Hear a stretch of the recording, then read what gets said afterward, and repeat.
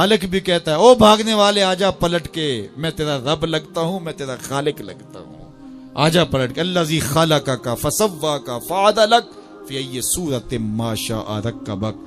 तुझे सूरत दी, तुझे चमकती आंखें दी, तुझे रोशन चेहरा दिया, तुझे बोलने वाली जुबान दी, तुझे सुनने वाले कान दिए, तुझे क्या कुछ नहीं दिया और उसी का दर छोड़ के भाग रहा है। आजा, शैतान के हत्थे चढ़ गया, शैतान तुझे जहन्नम के गड़े में फेंकेगा जाके। आजा पलट के, मैं तेरे लिए जन्नत बना के रखी है। जन्नत में बाग हैं, वहां दूध की नहरें हैं, शराबे मुसफ़ा की नहरें हैं, वहां तेरे लिए बड़ा कुछ है। लेकिन तुझे बताऊं, वहां मोहम्मद अरबी के डेरे भी होंगे। आजा जन्नत में, आजा पलट के मेरी रहमतों के साए में आजा। साहिबो, बहुत वक्त गुजार चुके, थोड़ा वक्त बाकी है। आइए उसके हुजूर सच्ची तौबा करके उसकी तरफ रुजू करें। जाना तो है ही, आज बंदगी का सर झुकाने के लिए मस्जिद का रुख नहीं करेंगे, उसके हुजूर नहीं जाएंगे तो कल लोग उठा के लेके आएंगे। वो वक्त भी आने वाला है जब तेरी आंखें होले से बंद कर दी जाएंगी और जब चिट्टे लिबास में तुझे लपेट दिया जाएगा, नाक में रुई ठोंस दी जाएगी। वो लम्हे होंगे जब गस्साल तुझे चाहे इधर पलट दे चाहे उधर पलट दे, तू ये कह भी नहीं सकेगा कि मुझे यूं क्यों पलट रहे हो। वो लम्हे आने वाले हैं, वो घड़ियां आने वाली, कबल इससे कि वो वक्त आए कोई हुज्जत बाकी ना रहे। आज मेरे पास भी वक्त है, आज आपके पास भी वक्त है। आज का पछतावा कल की बेहतरी की जमानत बन सकता है। कल का पछतावा सवाए हसरत बढ़ाने की और कुछ नहीं हो सकता। हम समझते हैं इस दुनिया से हमने जाना ही नहीं, बैठ ही रहना है हमने। हमारी मंसूबा बंदियों में मौत कहीं रखी नहीं हुई। ये प्लाजा बनाना है, ये मार्केट खरीदनी है, इतनी जायदादें और जमीनें लेनी है, ये रास्ते में घात लगाए साहिब कहीं मौत भी खड़ी है। जब तू जाएगा तो सब कुछ यहीं पड़ा रह जाएगा। वो जो तूने घर बनाया उसमें तुझे एक रात भी नहीं रखेंगे। वो तुझे अपने हाथ से गुस्ल देने के लिए भी आमादा नहीं होंगे। डर लगता है उन्हें अब तेरे से, लिबास भी फाड़ के उतारेंगे। जांदी वारी डरौना बनियो ते हाथ ना लांदे डर दे, जिन्ना लई तू पाप कमाए अज किथे नहीं तेरे कर दे। वो कहां चले गए? कबल इससे कि वो वक्त आए, वो बंदा मान जाए, फिर हाथ काटे। कयामत के दिन बंदा कहेगा मालिक एक दफा भेज, सजदे से सारी नहीं उठाऊंगा, सदका करूंगा, ये करूंगा, वो करूंगा।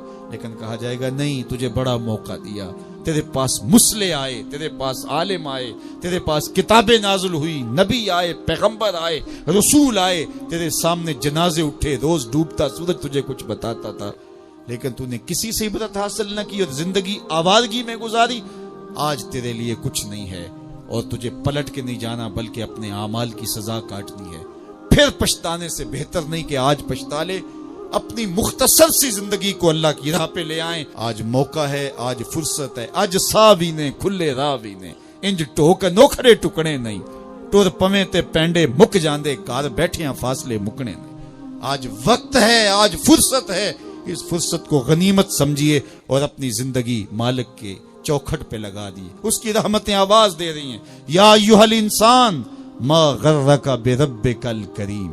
ओ भागे हुए इंसान, आजा पलट के, तेरा रब बड़ा ही करीम है। आजा आजा, तूने फिर भी तो आना ही है। फिर जो मुंह छुपा के आता फिरेगा, खुले मुंह आजा।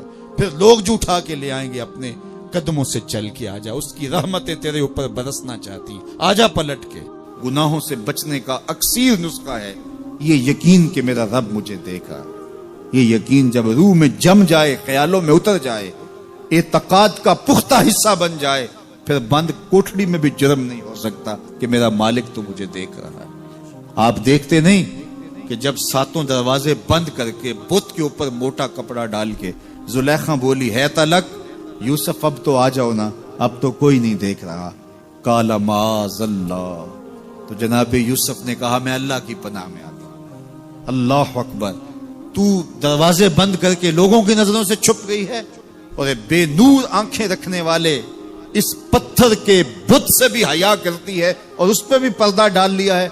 जब तू इस झूठे खुदा से हया करती है, मैं सच्चे खुदा से हया क्यों ना करूं, जो सातवीं कोठड़ी में भी देखता है।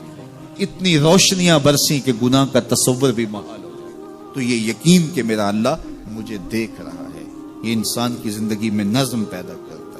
आने वाला मौसम माह सियाम रमजानुल मुबारक, ये हमारी जिंदगी के अंदर ये नूर दाखिल करता है कि मेरा अल्लाह देख रहा है। कड़कती धूप, बरसती गर्मी, जुबान कांटा, होंठ खुश्क, गला खुश्क, دروازہ مکفل، ٹھنڈا پانی دستیاب، لیکن ایک گھونٹ بھی حلق سے نیچے نہیں اتارتے کہ میرا اللہ دیکھ رہا ہے۔ وضو کرتے بھی احتیاط کرتے ہیں کہ میرا اللہ مجھے دیکھ رہا ہے۔ کرتے ہیں کہ نہیں کرتے؟ یہ نور ملتا ہے کہ نہیں ملتا؟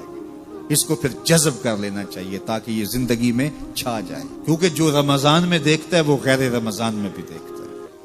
اور پھر پانی نہیں پیتے کہ اللہ دیکھ رہا ہے، کھانا نہیں کھاتے اللہ دیکھ رہا ہے، لیکن جب آنکھ بھٹکتی ہے تو اس وقت اللہ نہیں دیکھتا، جب خیال بہکتا ہے تو اس وقت اللہ نہیں دیکھتا۔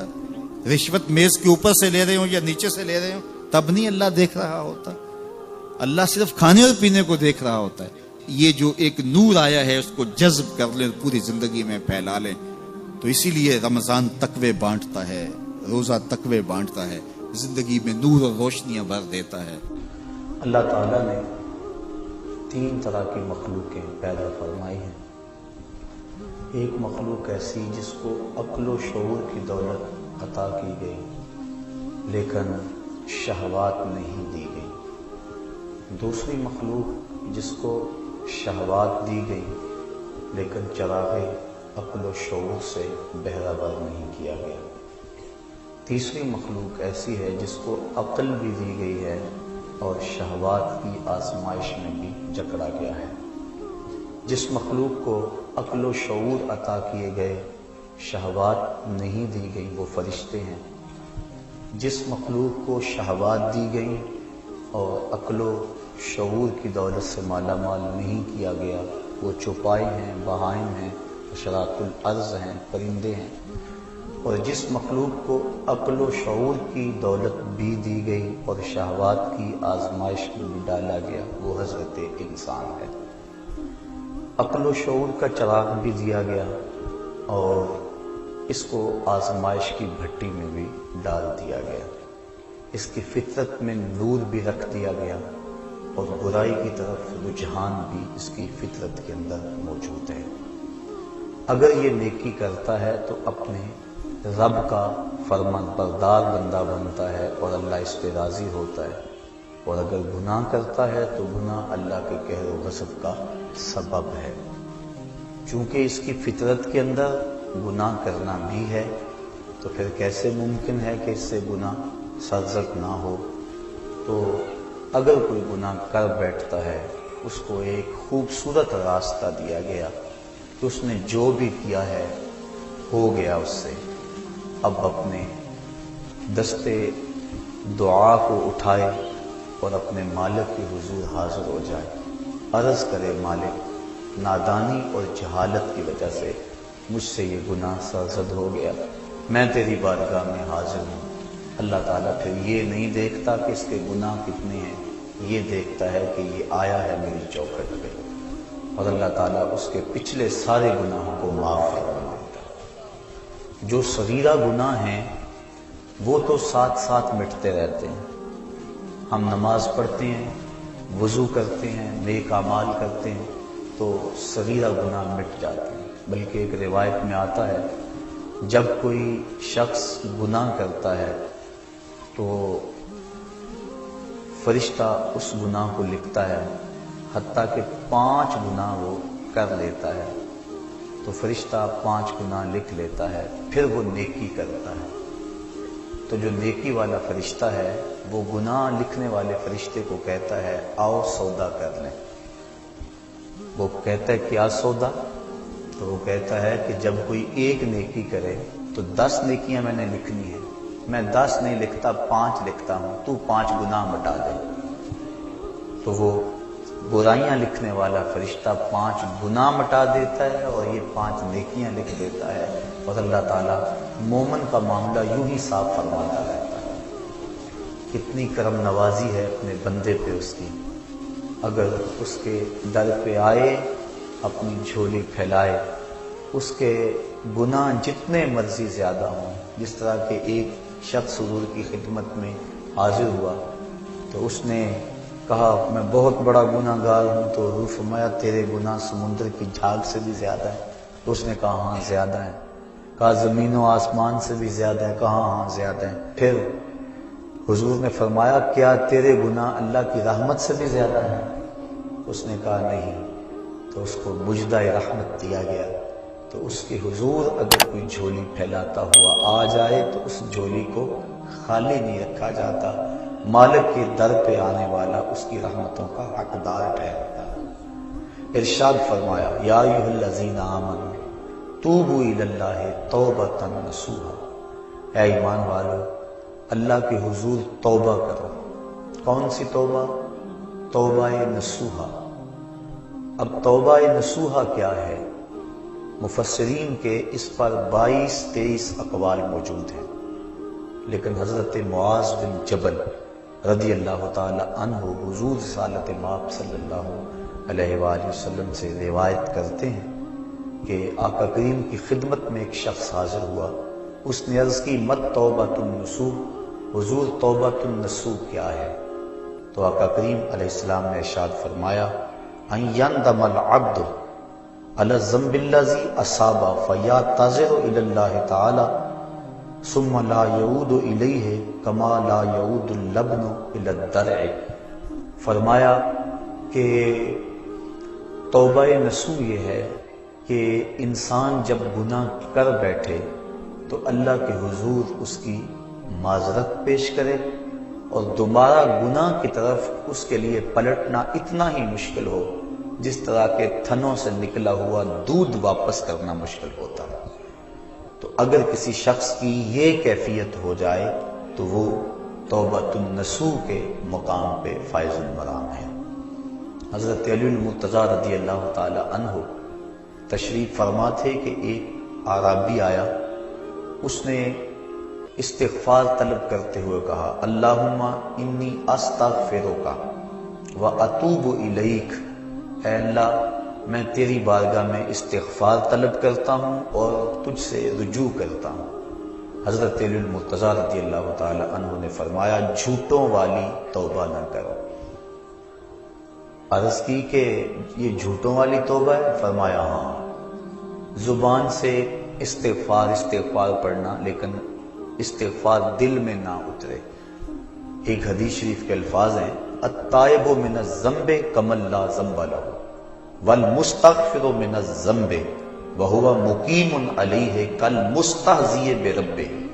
گناہ سے توبہ کرنے والا ایسا ہے جس طرح اس نے گناہ کیا ہوا ہی نہیں، اور استغفار کرنے والا اور گناہ کے اوپر وہ جمع ہوا ہے لیکن گناہ نہیں چھوڑتا اور استغفار کیے جا رہا ہے، فرمایا وہ ایسا ہے جس طرح اپنے رب سے مذاق کر رہا ہے۔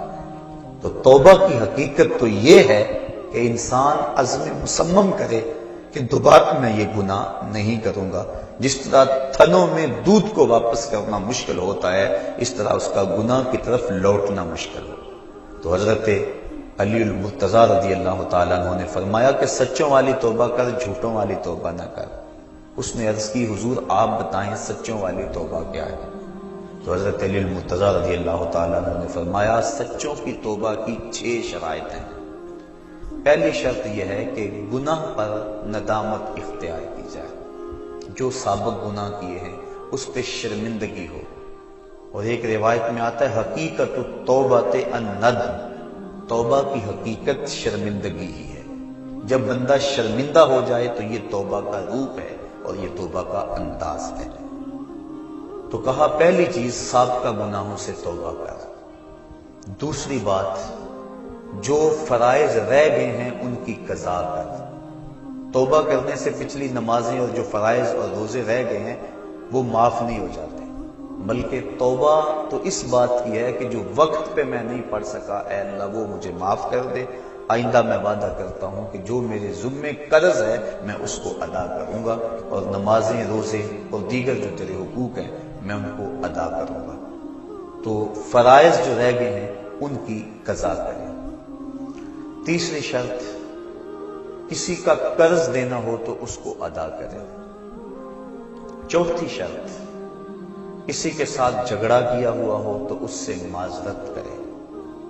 پانچویں شرط جس طرح توبہ سے قبل گناہ کر کر کے اپنے نفس کو موٹا کیا اور قوی اور طاقتور بنایا، اب توبہ کا حق یہ ہے کہ تو اللہ کی اطاعت و فرما برداری کر کے نفس کو ایسے ہی کمزور کر اسے رگڑا دے، اور چھٹی شرط یہ ہے کہ آئندہ گناہ نہ کرنے کا عزم مصمم کر لے۔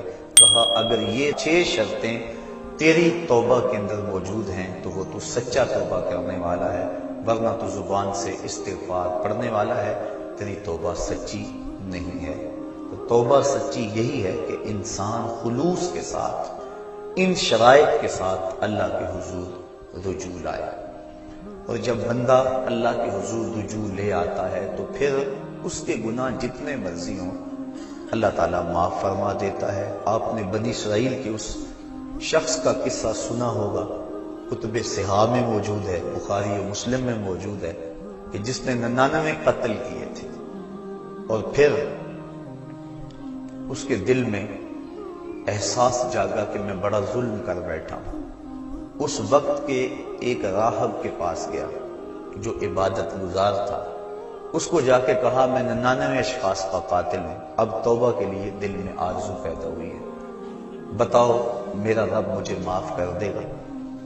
تو اس نے کہا نہیں، اتنے قتل اور معافی یہ کیسے ہو سکتا ہے، کیونکہ وہ خشک زاہد تھا، علم کے نور سے مالا مال نہیں تھا۔ اس نے کہا نہ معافی نہیں ہے۔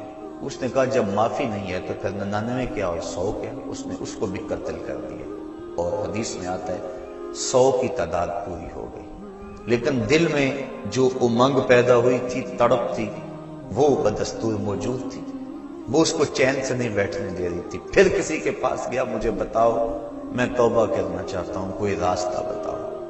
کسی نے کہا فلاں بستی میں اللہ کے کچھ بندے رہتے ہیں، تو جا ان کے پاس چلا جا اور ان کے ساتھ مل کے عبادت کر، اللہ تیرے گناہوں کو معاف فرما دے گا۔ جہاں اللہ والے ہوں وہاں اللہ کی رحمتیں برستی، اور اہل اللہ کے قریب جا کے توبہ کریں تو توبہ جلد قبول ہوتی ہے۔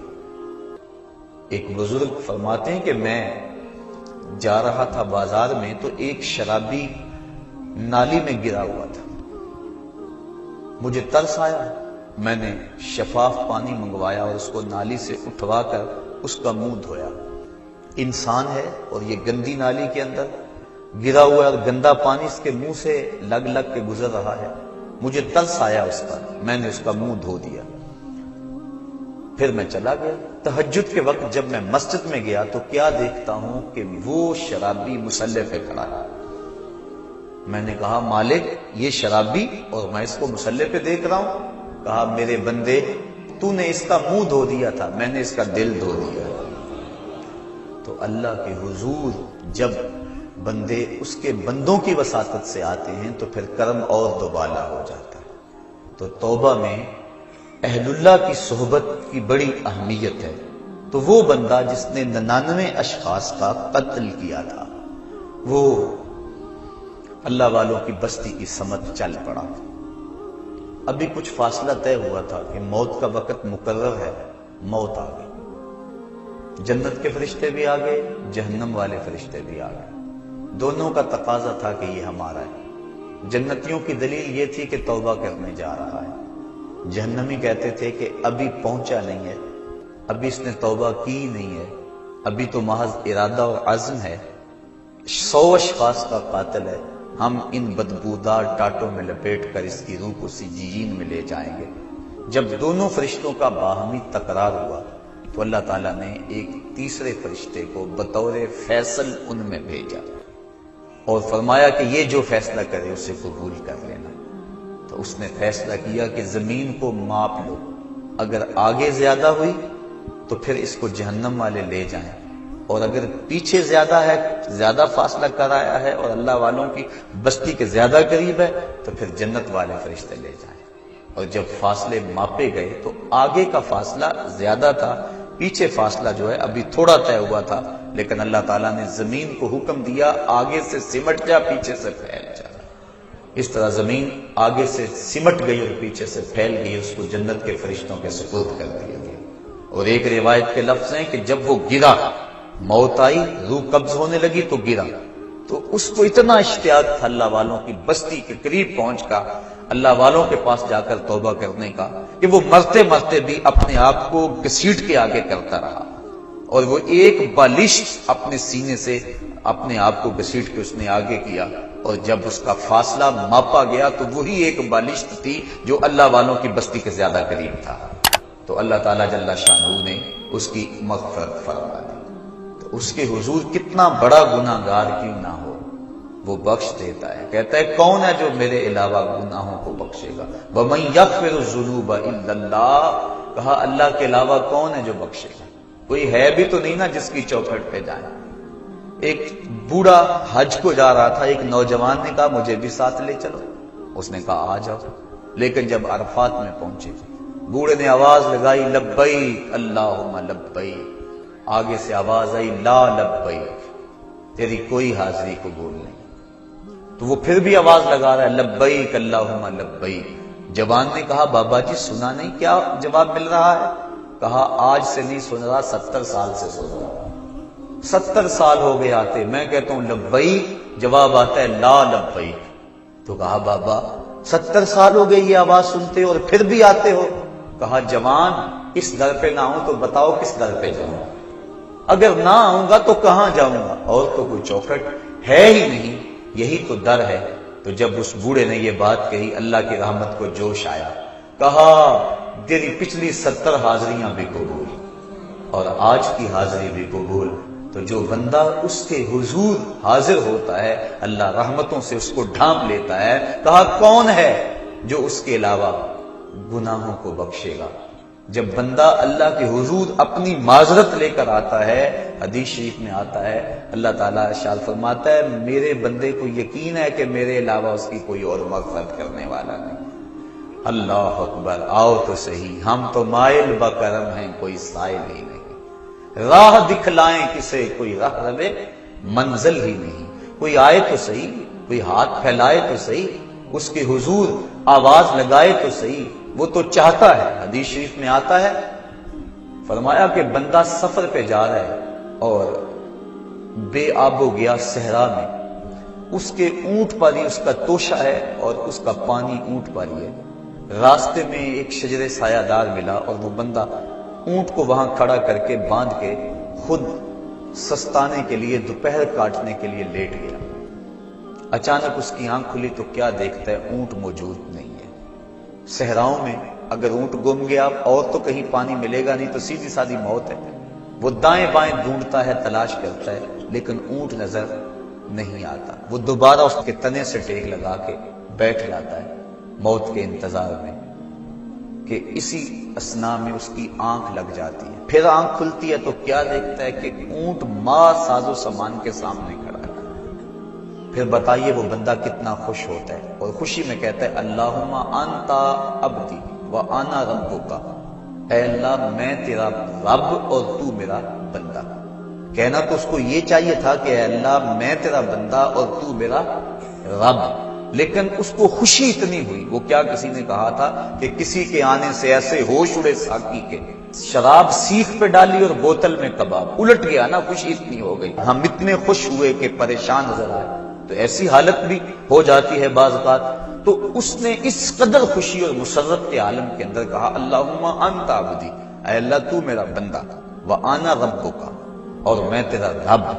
یہ اس کی خوشی کا انداز ہے، شدت فرحت ہے جس کو حضور نے بیان فرمایا۔ فرمایا صحابہ بتاؤ اس کو کتنی خوشی ہوئی؟ عرض کی حضور بڑی خوشی ہوئی۔ فرمایا جب کوئی بندہ توبہ کے لیے اللہ کے در پہ لوٹ آتا ہے اللہ اس سے بھی زیادہ خوش ہوتا ہے۔ اور ایک حدیث میں فرمایا کہ کوئی بندہ پیاس میں مر رہا ہو، اچانک وہ پانی کے گھاٹ کو دیکھ لے تو پانی پر پہنچ کر گھاٹ کو دیکھ کر اسے کتنی خوشی ہوتی ہے۔ جب کوئی بندہ توبہ کے لیے اس کے در پہ آتا ہے اس سے بھی زیادہ خوش ہوتا ہے۔ تو وہ کہتا ہے آؤ میرے در پہ، میری رحمت کے دروازے کھلے ہوئے ہیں۔ بندہ دھکے سے جہنم میں چھلانگے لگاتا پھرتا ہے، لیکن وہ کہتا ہے نہیں نہیں، آؤ ایک مرتبہ تم بخشش مانگ لو، میں تمہارے سارے گناہوں کو معاف کر دوں گا۔ اللہ اکبر، اللہ اکبر۔ اب جو گناہ سے توبہ ہے اس کے بھی کئی درجے ہیں۔ کچھ لوگ تو ایسے ہوتے ہیں کہ جب ان کا راز فاش ہو جاتا ہے تو شرمندے ہو کے توبہ کرتے ہیں۔ بجلی چوری کرتا پکڑا گیا، اب کہتا ہے یا اللہ میری توبہ، یہ توبہ نہیں ہے، یہ اپنی شرمندگی پر ایک اظہار ہے، بس یہ توبہ نہیں ہے۔ اور حضرت ذو النون مصری فرماتے ہیں کہ کچھ لوگ آخرت میں گناہ کی جو سزا ہے اس سے بچنے کے لیے توبہ کرتے ہیں، یہ توبہ بھی محمود ہے، لیکن فرمایا جو خواص ہیں وہ اللہ سے حیا کی وجہ سے توبہ کرتے ہیں۔ اور ایک روایت میں آتا ہے کہ حضور تشریف فرما تھے، ایک حبشی آیا، اس نے عرض کی حضور میں بڑے گناہ کرتا رہا ہوں، کیا میرا اللہ مجھے معاف کر دے گا؟ فرمایا ہاں توبہ کرو اللہ معاف کر دے گا۔ وہ چلا گیا، تھوڑی دیر کے بعد پھر آ گیا اور پھر عرض کرنے لگا حضور جو میں گناہ کرتا رہا ہوں کیا میرا اللہ اسے دیکھتا تھا؟ فرمایا ہاں اللہ دیکھتا تھا، اس نے چیخ ماری اور مر گیا۔ تو حیا کی وجہ سے انسان توبہ کرے، یہ توبہ کا ایک اعلیٰ مرتبہ اور اعلیٰ مقام ہے۔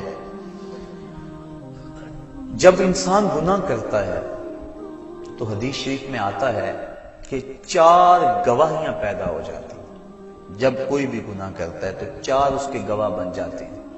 ایک تو زمین، جس زمین پہ وہ گناہ کرتا ہے، یومئذ تحدث اخبارہا، اللہ قرآن مجید میں ارشاد فرماتا ہے کل قیامت کے دن زمین خبریں بیان کرے گی، زمین ساری کہانی سامنے رکھ دے گی۔ اللہ اکبر، یوم تبلی السرائر فما لہ من قوت ولا ناصر، اس دن سارے راز کھول دیے جائیں، ہر شے تش تش وام ہو جائے۔ ایک تو زمین گواہ بن جاتی ہے، دوسرا وہ فرشتے جو لکھنے والے کرامن کاتبین یعلمون ما تفعل، جو تم کرتے ہو معزز فرشتے اس کو لکھ لیتے ہیں، ان کی بھی گواہی بن جاتی ہے۔ تیسرا وَإِذَا الصُّحُفُ نُشِرَتْ، وہ صحیفے جن کے اوپر اعمال لکھے جاتے ہیں وہ ہمارے گناہوں کے گواہ بن جاتے ہیں۔ اور چوتھا اللہ اکبر، اعضائے بدنی، الیوم نختم علی افواہہم وتکلمنا ایدیہم، کہا اس دن منہ پر مہریں لگا دی جائیں گی، ہاتھ بولیں گے، انسان کے اعضائے بدنی بولیں گے۔ تو یہ چوتھے گواہ انسان کے اپنے بدن کے اعضاء۔ تو جب گناہ کیا تو 4 گواہ بن گئے، زمین، اعضائے بدنیاں، فرشتے اور وہ صحیفے جن صحائف کے اندر گناہ لکھا گیا ہے۔ لیکن جب بندہ توبہ کرتا ہے، حدیث میں آتا ہے اذا تاب العبد انسى الله الحفظة ذنوبه وانسى ذلك جوارحه ومعالمه من الارض حتى يلقى الله وليس عليه شاهد من الله بذنب، اور اگر توبہ کر لیتا ہے تو پھر اعضاء بھی بھول جاتے ہیں، فرشتے بھی بھول جاتے ہیں، نامہ اعمال بھی بھول جاتا ہے، حتیٰ کہ اللہ کے حضور اس کے گناہ کی گواہی دینے والا کوئی بھی موجود نہیں ہوتا۔ بعض صوفیاء اور بزرگوں نے کہا ہے کہ توبہ کی قبولیت یہ ہے کہ انسان اپنے گناہوں کو خود بھی بھول جائے، اور بعض نے کہا کہ نہیں، ان کو یاد رکھے، کیونکہ یاد رکھنا اس کو توبہ کا تکرار دیتا رہے گا۔ ایک بزرگ سے کسی نے پوچھا کہ گناہ کیا ہے اور توبہ کیا ہے؟ وہ کہنے لگے ایک گناہ کیا تھا، 70 سال ہو گئے اس کی توبہ کر رہا۔ جب جوان جوانی میں توبہ کرتا ہے تو حدیث شریف میں آتا ہے کہ ان اللہ یحب الشاب التائب، اللہ تعالیٰ جو جوان جوانی میں توبہ کرتا ہے اس کو بہت زیادہ پسند فرماتا ہے۔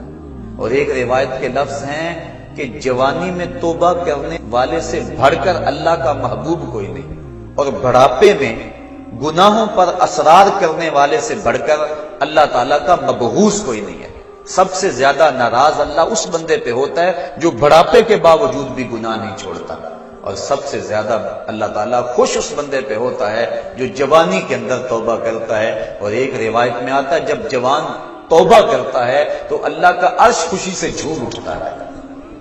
اور ایک روایت کے لفظ ہیں وَشَابٌ نَشَأَ فِي عِبَادَةِ اللَّهِ، وہ جوان جس کی جوانی اللہ کی عبادت میں گزرے۔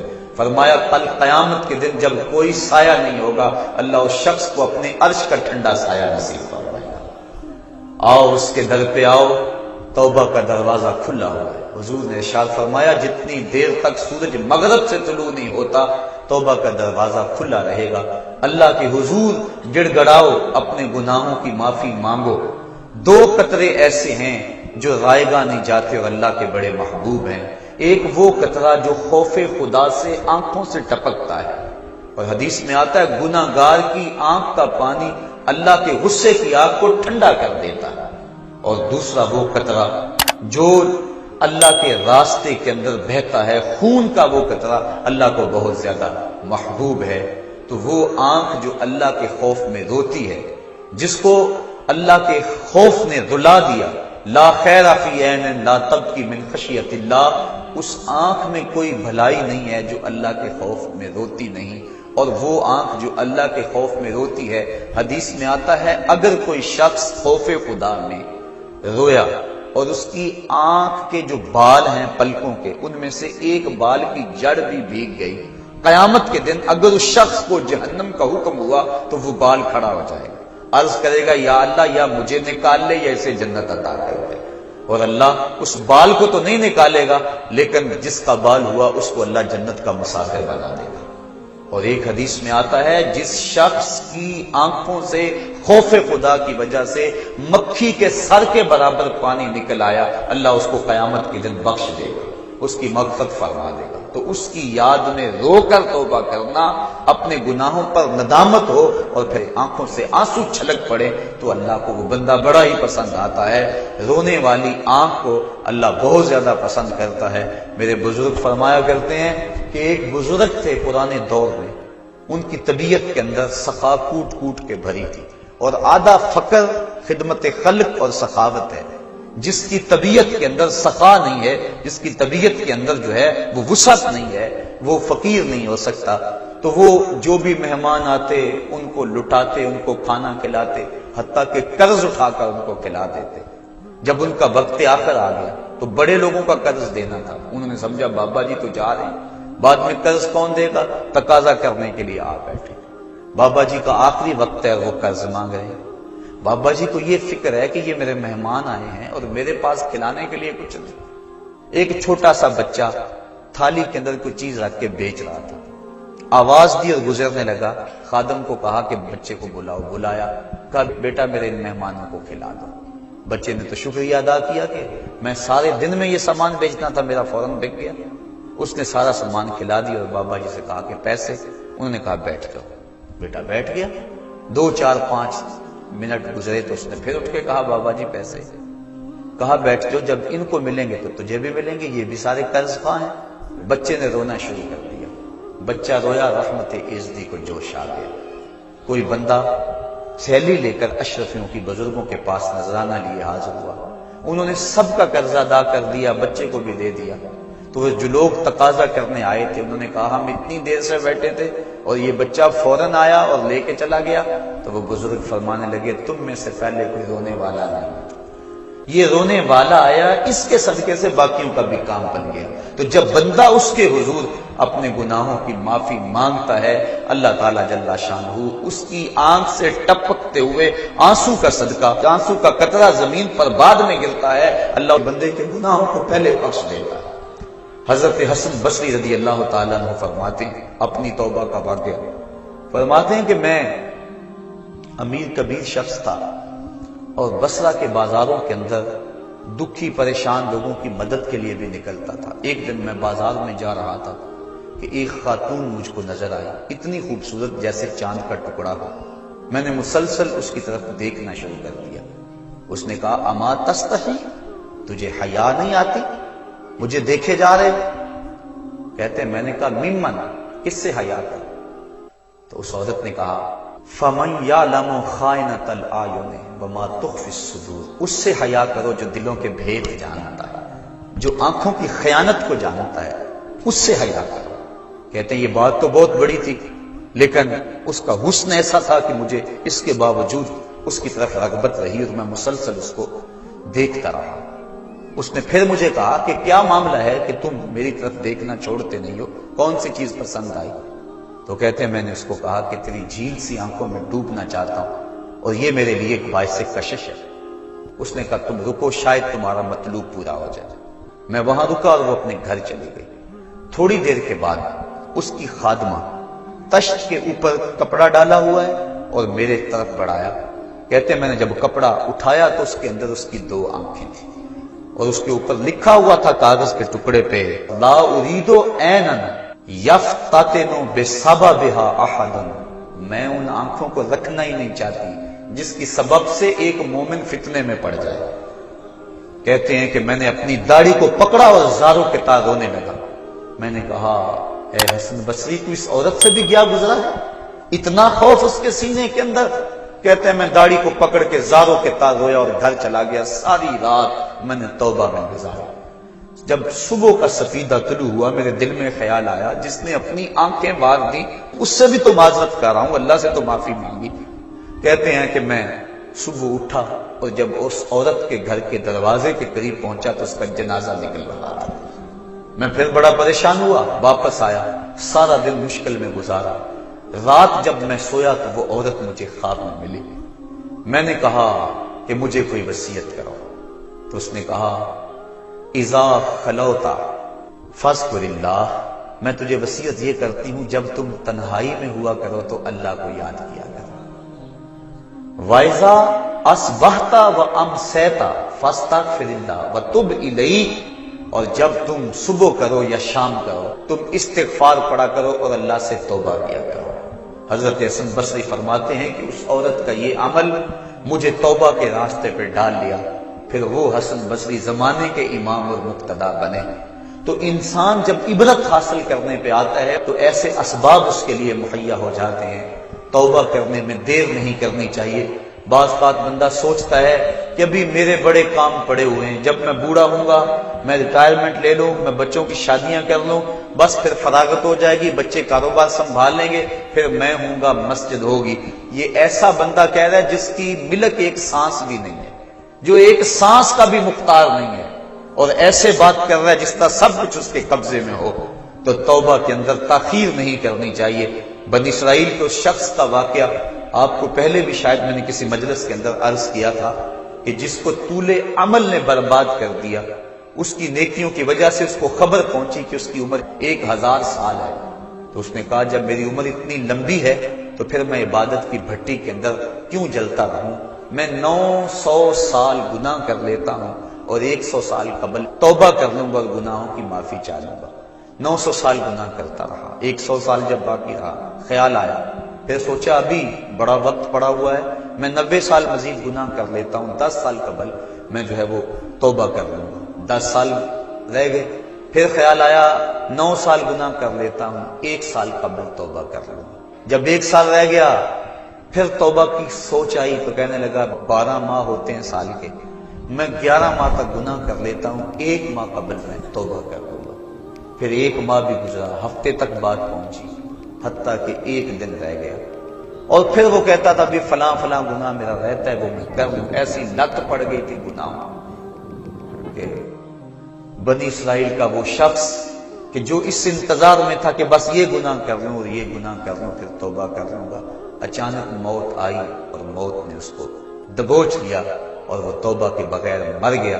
تو طول عمل, لمبی امید کہ ابھی وقت میرا بڑا پڑا ہوا ہے, پہلے تو پتہ ہی نہیں ہے کہ وقت موجود بھی ہے یا کہ نہیں, اگلی سانس آئے گی یا کہ نہیں. دوسری بات جو کیفیت اب ہے پتہ نہیں آگے ہو یا نہ ہو. شیطان کو جتنی مہلت دو گے, جتنی بیماری گھر کر جائے گی, اس قدر ہی اس کا ختم ہونا مشکل ہے. اس لیے جب گناہ کرے تو فوراً توبہ کر لے, گناہ مٹ جاتا ہے. اور اگر انسان کہتا ہے کہ نہیں نہیں یہ کر لوں پھر توبہ کروں گا, تو توبہ کو مؤخر کرنا انسان کو گناہ پر دلیر بنا دیتا ہے. اور ایک حدیث میں آتا ہے جب انسان گناہ کرتا ہے تو اس کے دل پر ایک سیاہ نقطہ پڑتا ہے, اگر وہ توبہ کر لے تو وہ مٹ جاتا ہے, دل شفاف ہو جاتا ہے. لیکن اگر وہ توبہ نہ کرے پھر دوبارہ گناہ کرے تو دل پر ایک اور سیاہ نقطہ پڑ جاتا ہے, پھر وہ گناہ کرتا رہتا ہے اور دل کے اوپر سیاہی پھیلتی رہتی ہے, حتیٰ کہ ایک دن آتا ہے کہ پورا دل اس سیاہی کی لپیٹ میں آ جاتا ہے. اور جب پورا دل سیاہ ہو جائے پھر گناہ کر کے بھی اس کو ندامت اور شرمندگی نہیں ہوتی. مومن تو جب گناہ کر بیٹھتا ہے تو محسوس کرتا ہے جس طرح پہاڑ کے نیچے آ گیا, ابھی گر جائے گا اور مجھے کچل دے گا. اور منافق یہ سمجھتا ہے گناہ کرنے کے بعد کہ بدن پہ مکھی بیٹھی تھی, ہلکے سے اشارے سے میں نے اس کو اڑا دیا. وہ مکھی کے بیٹھنے جیسی کیفیت کا احساس کرتا ہے منافق. تو جب دل سیاہ ہو جائے تو بندہ گناہ پہ گناہ کرتا ہے, زندگی گناہوں سے بچھڑی ہوئی گزرتی ہے لیکن توفیق توبہ نہیں ملتی. صاحبو, زندگی بیت رہی ہے, ایک ایک لمحہ کٹ رہا ہے, ہم لمحہ لمحہ موت کے قریب ہو رہے ہیں. ہم سمجھتے ہیں ہم بڑے ہو رہے ہیں، لیکن نہیں، ہم چھوٹے ہو رہے ہیں۔ جب گنتی الٹی شروع ہو جائے، کام جلدی زیرو تک پہنچ جاتا ہے۔ سانسوں کی الٹی گنتی شروع ہے اور ہم لمحہ لمحہ موت کے قریب ہو رہے ہیں۔ رمضان کا موسم ہے، جمعۃ المبارک کا یوم سعید ہے، سہانی گھڑیاں ہیں، امٹتی ہوئی رحمتوں کی برسات ہے۔ فرمایا حدیث میں کہ ایک ساتھ جمعۃ المبارک میں ایسی ہوتی ہے جس میں جو دعا مانگو اللہ اسے قبول فرما لیتا ہے۔ اور حضرت عبداللہ ابن مسعود رضی اللہ تعالی عنہ فرماتے ہیں کہ جس نے وضو کیا اور اچھا وضو کیا اور اس کے بعد 2 رکعت نوافل ادا کیے اور اس کے بعد دعا استغفر اللہ العظیم الذی لا الہ الا هو الحی القیوم واتوب الیہ، کہتے جس نے اس دعا کو پھر پڑھ لیا، اگر اس کے گناہ ہیں وہ سمندر کی جھاگ کے برابر بھی ہو، اللہ سارے معاف فرما۔ مالک تو گناہوں کو معاف کرنے والا ہے۔ ہم ہی جہنم میں چھلانگے لگا رہے ہیں، لیکن وہ تو کہتا ہے آج میری رحمت کے دروازے کھلے ہوئے ہیں، اسیاں سے کبھی ہم نے کنارہ نہ کیا، تو نے بھی مگر دل آزردہ ہمارا نہ کیا، ہم نے تو جہنم کی بہت تدبیر کی، تیری رحمت نے لے کر گوارا نہ کیا۔ اس کی رحمتیں بندے کو آوازیں دے رہی ہیں، یا ایھا الانسان ما غرک بربک الکریم، اے انسان تجھے کریم رب کے دروازے سے کس نے ہٹا دیا؟ الذی خلقک فسواک فعدلک فی ای صورت ما شاء رکبک، جس نے تجھے پیدا کیا، جس نے تجھے تخلیق کیا، تجھے حسن اور جوانی دی، تیرے اعضاء کو توازن اور اعتدال دیا۔ ذرا دیکھ تو صحیح، ماضی کو جھانک کر کے تو دیکھ، تیرے ہاتھ تھے پکڑنے کا سلیقہ نہیں تھا، تیری ٹانگیں تھی چلنے کا طریقہ نہیں تھا، تیری زبان تھی بولنے کا اسلوب تجھے نہیں آتا تھا، تو دودھ بھی مانگنا ہوتا تو روتا تھا۔ ہم نے تیری ماں کے سینے میں تیرے لیے پیار ڈال دیا، اگر ماں کے سینے میں پیار نہ ڈالتے بتا تو بچہ تھا، تیری گندگی سے لتھڑ جاتا تھا، ماں صاف کرتی تھی، اگر ماں کے سینے میں یہ پیار نہ ہوتا تجھے کیڑے پڑ جاتے۔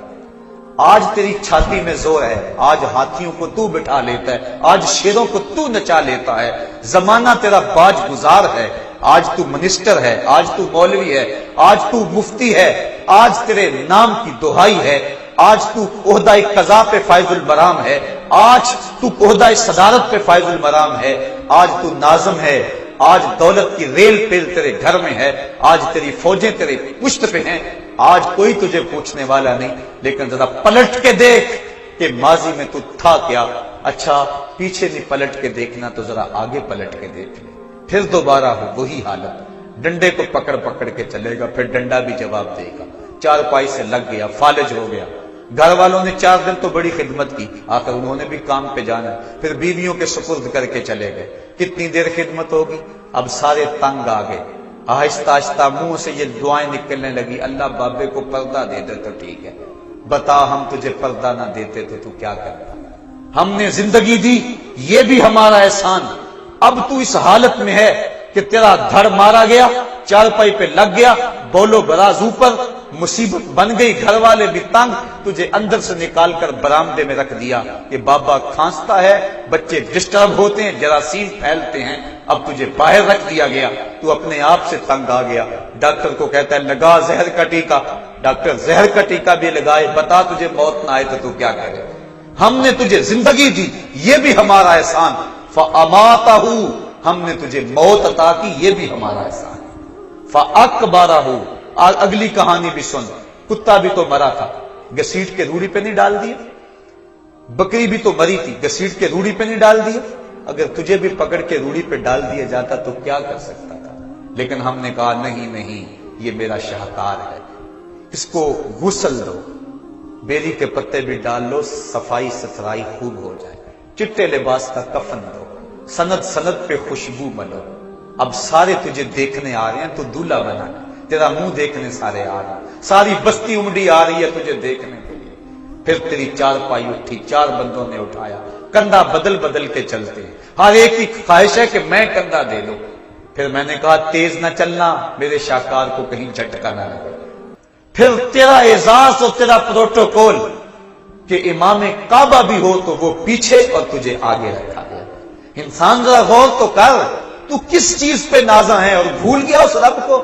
آجا، اس کی رحمت کی باہیں کھلی گئی، وہ بلا رہا ہے تجھ کو، آجا پلٹ کے آجا، آنا تو نے ہے ہی، کل جو کفن میں منہ چھپا چھپا کے آتا پھرے گا، آج کھلے منہ آ جا، اس کی رحمتیں آواز دے رہی ہیں، یا ایھا الانسان ما غرک بربک الکریم۔ صاحبو، جوانی کی توبہ بہت بڑی دولت ہے۔ جو جوان ہے وہ جوانی کے ایک ایک لمحے کو غنیمت سمجھیں۔ وہ جوان جس کی جوانی اللہ کی عبادت میں گزری، حضور فرماتے ہیں کل قیامت میں جب کوئی سایہ نہیں ہوگا، اللہ اسے اپنے عرش کا ٹھنڈا سایہ نصیب فرمائے گا۔ اور بڑھاپے کے اندر بھی توبہ بڑی دولت ہے۔ وہ جوانی کی فضیلت زیادہ ہے، لیکن بڑھاپے کے اندر بھی توبہ نصیب ہو جائے تو یہ بھی بہت بڑا اعزاز ہے۔ ورنہ ہوتا یہ ہے کہ قبر میں ٹانگیں ہوتی ہیں اور گناہ پہ گناہ کیا جا رہا ہے۔ وہ کیا کہا تھا میاں محمد بخش عارف کھڑی رومی کشمیر نے کہ ہڈیاں کمبن گوڈے کھڑکن تے اڑ گیا لک تیرا، اجے بھی بدیوں باس نہ آیا جیو مرد دلیرا۔ اے انسان کدھر بھٹک رہا ہے، مالک تجھے آوازیں دے رہا ہے۔ کبھی بھاگے ہوئے کو بھی یوں آوازیں دی جاتی ہیں، کبھی در چھوڑ کے بھاگنے والوں کو بھی یوں بلایا جاتا ہے، لیکن کہتا ہے توبوا الی اللہ، آ جاؤ، میری رحمت کے دروازے کھلے ہوئے ہیں، ابھی مغرب سے سورج طلوع نہیں ہوا۔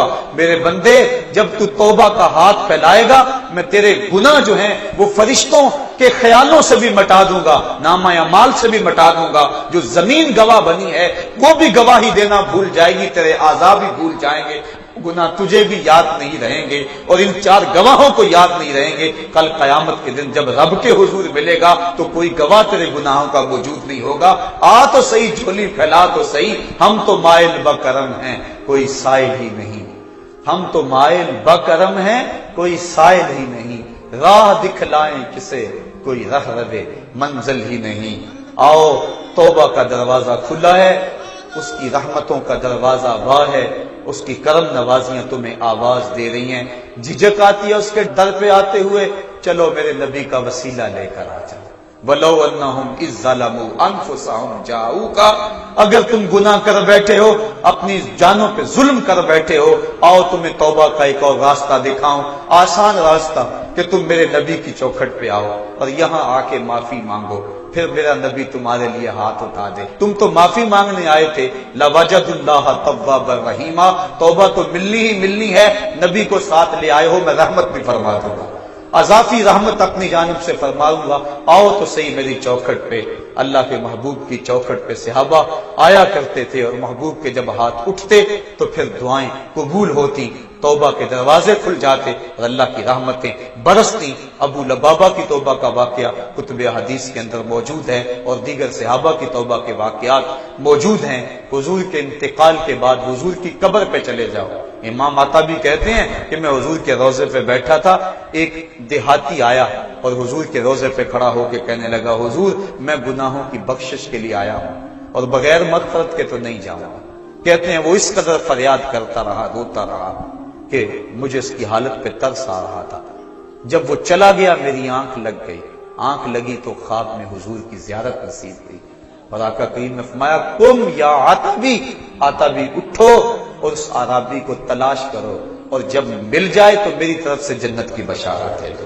اور صاحب مدارک نے ایک روایت لکھی ہے کہ ایک شخص حضور کے روضے پہ آیا اور حضور کے مبارک روضہ کی مٹی کو، تربت نور کو اپنے سر میں ڈال رہا ہے، اور کہتا ہے میں تو گناہوں کی بخشش کے لیے آیا ہوں۔ یہ حضور کے انتقال سے 3 دن کے بعد کا واقعہ ہے۔ وہ کہتا ہے میں تو مغفرت کے بغیر جانا ہی نہیں ہے۔ وہ تو چلا گیا لیکن یہ جم کے بیٹھ گیا، غنی کے در پہ ڈیرے جما دیے، کہا میں تو نہیں جاؤں گا جب تک میری مغفرت نہ ہو۔ فنودی من القبر انہ قد غفر لک، صاحب مدارک لکھتے ہیں گنبد خضرا سے آواز آئی، جا تیرے گناہوں کو معاف کر دیا گیا۔ مجرم ہو تو منہ اشکوں سے دھوتے چلے آؤ، آؤ در تواب پہ روتے چلے آؤ۔ قرآن میں مذکور ہے بخشش کا طریقہ، سرکار کی دہلیز سے ہوتے